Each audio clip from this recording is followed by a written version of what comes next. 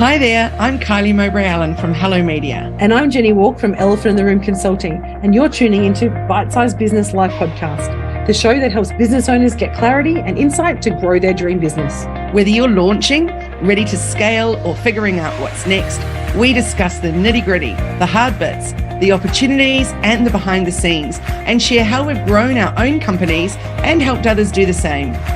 We're glad you're here. Hello, hi there, everyone. This is Jenni Walke from Elephant in the Room Consulting and Kylie Mowbray-Allen from Hello Media, and you're tuning into the Bite-Sized Business Podcast, the live show that helps small businesses grow their dream business. Oh my goodness, it's Friday afternoon here in Albuquerque, and clearly the day has gotten to me a little bit. How are you, Kylie? Well, I'm just in little old Bangalore, no Albuquerque. So I just even love the name Albuquerque. No, it's great. I love it. Spelling it is even better. It's like, yeah, it's a pretty cool name.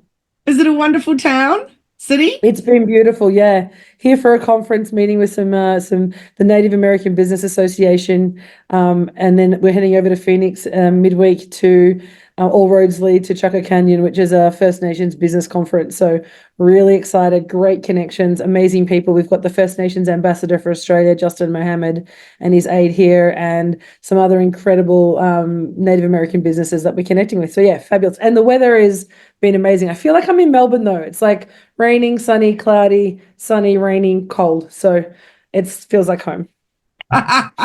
Well, awesome that you can jump in and Zoom with me, Jenni, from wherever you are in the world. I love it. Exactly. It's amazing. So I'm really excited about this topic. We're going to dive straight in.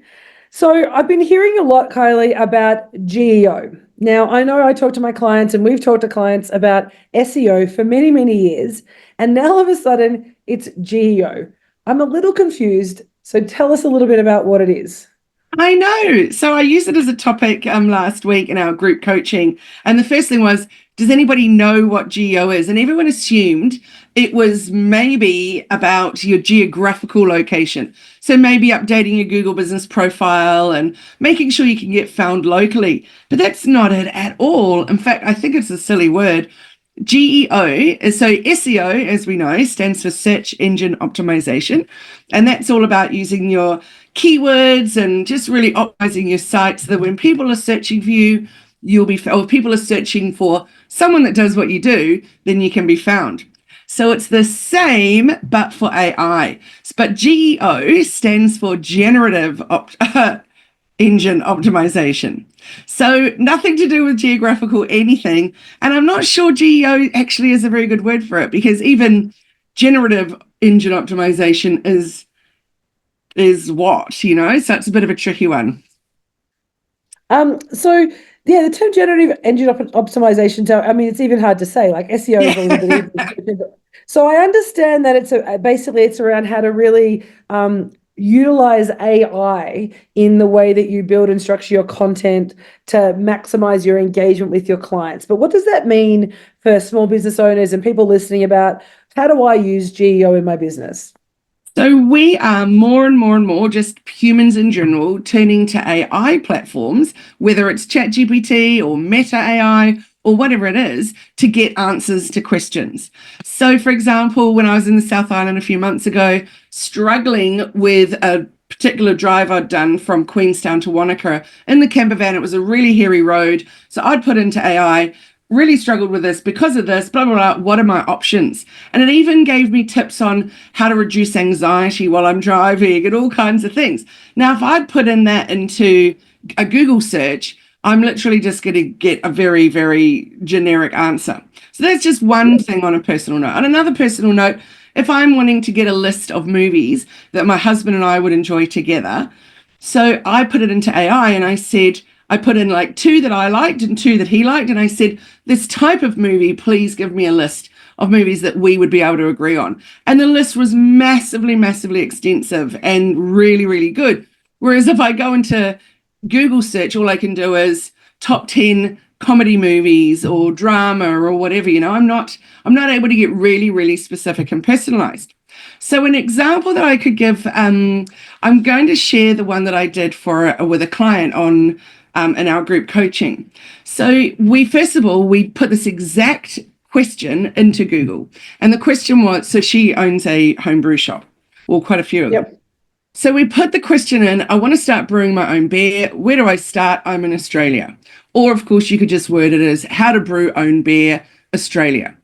So, of course, when we put that into Google, all sorts of things came up, links to people's blogs, mostly sponsored ads, of course, a few blogs that were relevant, but it was a bit of a struggle. So firstly, we know, that's a great blog topic for her to use and create something super awesome for, and something on YouTube.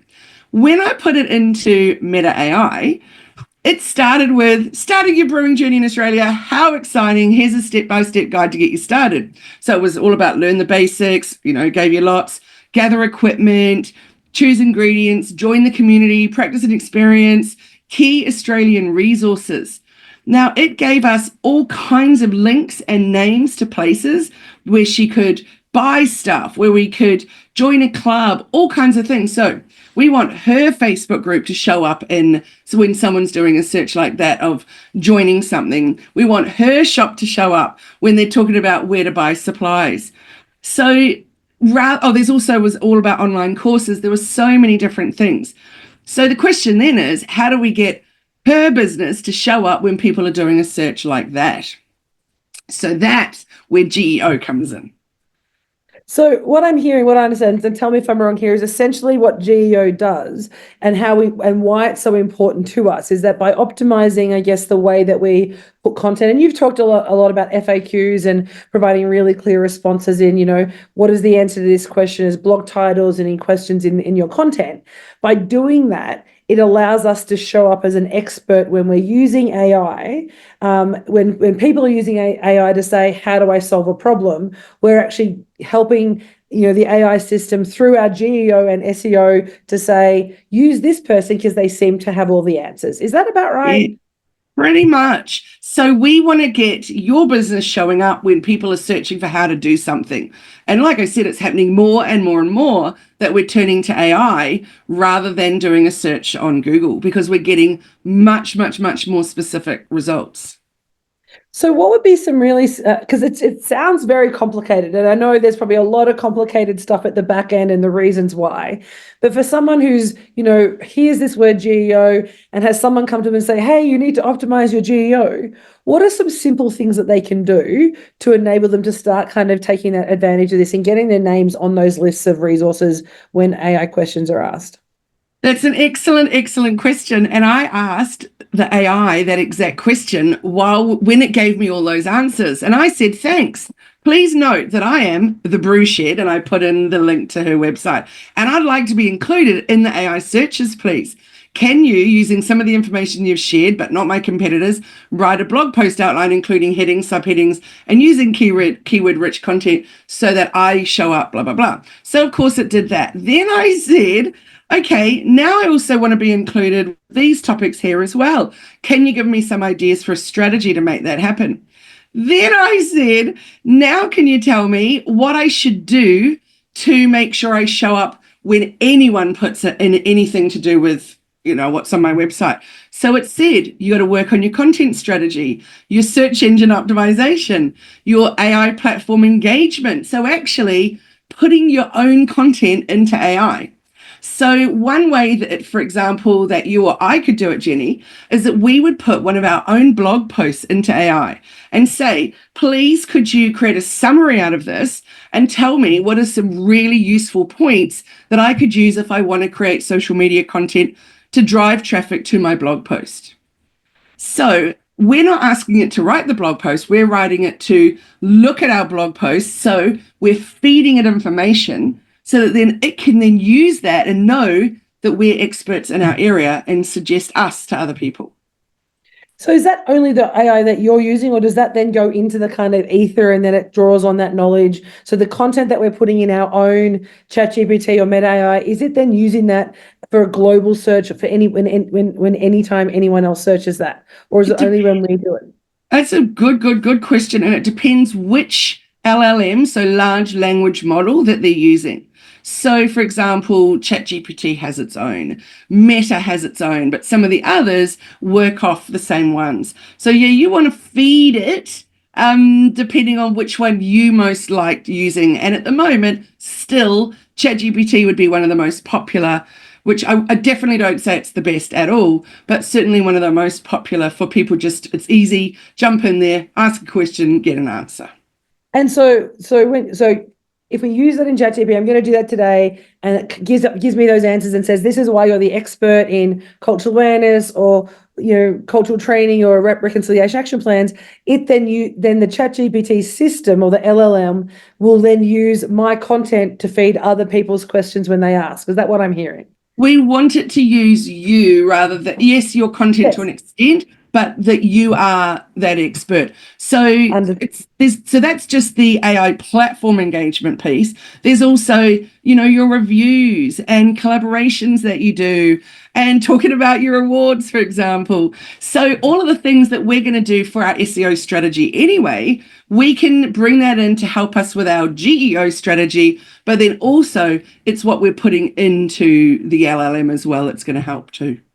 So and it's for me as a business coach, if I'm talking to someone, really, when I'm looking at this, what we're actually saying to people is that GEO is essentially the art of AI making you the expert and essentially using you as the resource. So if we create really good, like, how-to guides, or these are the answers to the questions, or where I'm answering really specific questions really comprehensively and in an expert way, I provide those contexts, whether it's like a video format or I do that kind of FAQ blog, then that will actually provide clear content for the AI or the LLM to say, hey, Jenni or Kylie are the people who you should go to, because they have all this amazing content that answers those questions. So then we become one of those resource links that they ask for. Is that a really simple way to start?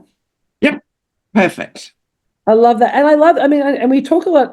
So really, it's kind of an elevation of SEO, really, isn't it? Saying SEO is kind of getting you found on Google, on the Google platform or other platforms.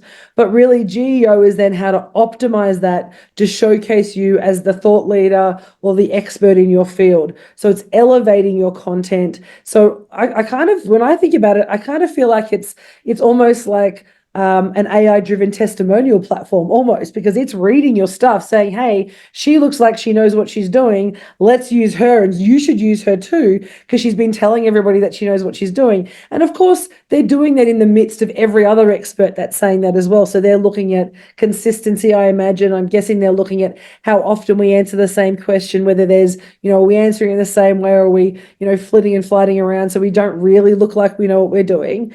So it kind of goes back to your principles when we talk about content strategy, really, isn't it? About consistent message, asking clear questions, writing blogs, putting content up regularly, and making sure we're on top of things like testimonials and Google reviews. All of that's going to feed our GEO. 100%. So everything we're working hard on for our SEO, our content strategy, all that good stuff about just getting visible online, all of that will then help your GEO. But then there's just that little added piece of you showing up on an AI search. However, a lot of people don't want to show up at all. They don't want their content used. So there is a little robot text file that you can put in to your coding, etc. For me personally, I want to show up. I want to be listed if they're asking about who are some digital marketing thought leaders, for example, that I could follow on socials, or who explains it in a really simple way that I could follow on socials. So I want to be included when they give someone a list that's searching for that.